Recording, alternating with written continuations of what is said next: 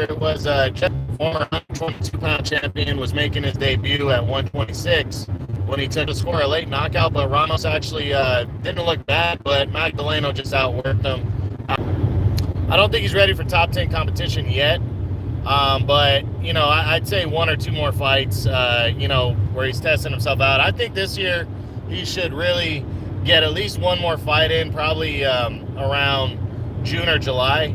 Get another fight in, shake off some more rust, and then maybe come back for the end of the year and test himself out, maybe get into an eliminator or push himself for a title shot. But, I don't think he's ready for it yet. His inactivity is really apparent, and, I think he should definitely wait it out until he gets back in the ring. But he got to win, clear decision, and, a good way to debut at 126 featherweight. The main event on that ESPN card was heavyweight Kubrat Pulev, former world title challenger. I currently have him ranked, I think, 9th in the world for me. No, he's ranked 8th on my list. He's 8th in the world. Former world title challenger, and he risked his mandatory title shot by taking on Bogdan Dainu. And early on, he looked good, but Dainu was also landing some good shots as well. And then in the 4th round, he got rocked with the right hand that opened up a bad cut next to his eye. He's really lucky that didn't get into his eyelid. But, he ended up putting his foot on the gas pedal because I think he knew he had to go for it, because if they would have stopped the fight due to that cut, then he would have lost by TKO because it was caused by a punch.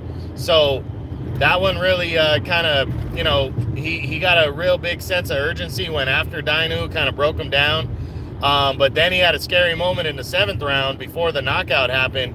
He put him down and hit him behind the head. I was really worried that the ref might disqualify him, but I guess it was an incidental one. He didn't mean to do it, so they would have sent it to the scorecards. But scary moment, but he ended up finishing Dainu off in that 7th round. Pretty strong performance. This is a guy that really could be in line for Tyson Fury at some point, or get his mandated title shot against Anthony Joshua. And we'll go more into that when I do the what's next. When I do the what's next on Kubrat Pulev, since he was a main event fighter. But, good performance. Congrats to him on getting that win heavyweight. It was a good fight, too. And, really, a good fight.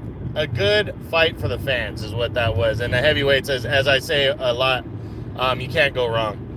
Now, on Sunday, there was only one major fight on the card, on the FS1 card. And it ended up being a really good fight. It was Lamont Peterson, former 140-pound champ, our former 2-division world champion at 140 and 147. He took on Sergey Lipinets, who's a former 140-pound champ.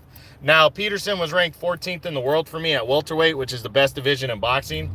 And he was coming off a 14-month layoff going against Lipinets, who, only lost to Mikey Garcia last year at 140 when he lost his title there, and is really trying to make a name for himself and break into the top 15 at 147. And he did just that. This ended up being a really good fight. But early on, I called it early on. I was watching the fight in the first couple rounds. Peterson was outlanding Lipinets, not by much, and he was outworking him a little bit. But Lipinets was landing some good thudding shots. And I saw that if he was landing those early and he kept connecting to those late and didn't get tired, he was going to wear down Peterson. That's exactly what happened. He wore him down. It was a very good fight. Peterson was winning slightly on the scorecards going into that 10th round. Really good, close back and forth fight, but he just got worn down completely and, got knocked out in that 7th round. They finally threw in the towel, and he called it quits after that. Decided to retire, which was a smart move. He went out on his shield, fighting at home. He did the best he could against a world-class fighter in Lipinets. And congrats to Lipinets. Great victory. That was the biggest of his career. It really puts him on, in the top 15. He's definitely going to break into the top 15. That might even, to be honest with you, that might even get him a top 10 spot. I might put him at number 10. We'll see at the end of when I do my first quarter year-end top 10s. First quarter of the year top 10s. But, just a strong performance out of Lipinets. You know, we'll get more into what he's going to do next when I do the what's next on him. But that ended up being a really good fight, and the main event at ESPN was really good. So pretty good weekend of boxing, even though it wasn't big, huge names. We still had a couple good fights, and if you get a chance, go check out that Lipin Yates Peterson fight. You know, at the very least, but the heavyweight fight with Pulev and Dainu was actually pretty damn good as well.